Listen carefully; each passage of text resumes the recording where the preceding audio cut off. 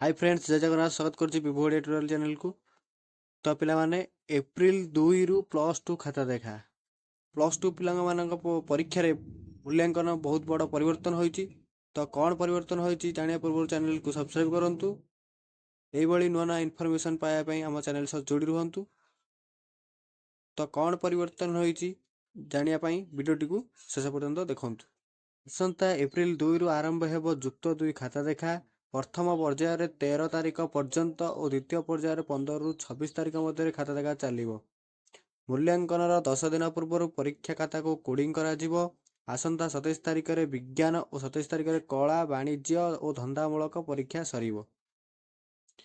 यापर उभय ऑनलाइन और ऑफलाइन रे खाता देखा हेबो। कला विभाग ओडिया और इंग्राजी विषय खाता देखा बहु विलंब हेउथबारु चलित थर यहाको ऑनलाइन मूल्यांकन करिया पदक्षेप निया जायछि।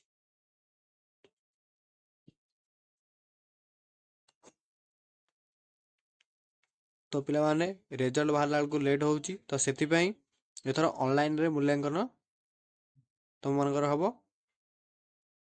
चलित दर 63 ऑनलाइन मूल्यांकन केन्द्र कराइथिबा बेले 77 ऑफलाइन और 57 कोडिंग सेंटर कराइछि। मूल्यांकन केन्द्र को हेउथबा दूरता को दृष्टि रखी प्रति जिले में मूल्यांकन केन्द्र खोला जाइछि। देवगढ़ परि जिलार प्रथम थर पई मूल्यांकन केन्द्र खोलिबो। सेहीपरि पूर्वर कॉलेज गुड़िक प्रैक्टिकल मार्क मैनुअल भावे देउथिले, मात्र चलित वर्ष कॉलेज माने यहाको ऑनलाइन रे दाखल करथिबारु अतिरिक्त समय अपचय हेबो नाही। परीक्षा सरिबार 45 दिन मध्य परीक्षा फल प्रकाश करने को परिषद लक्ष्य रखी। चलित थर मोट 1276 परीक्षा केन्द्र रे उभय रेगुलर और एक्स रेगुलर वर्गर प्राय 3,93,000 पिला परीक्षा देइछन्ति। पिला माने एप्रिल 2 खाता देखा माने 45 दिन माने मे 10 सुधा तुम मानकर रिजल्ट पब्लिश हो जिवो।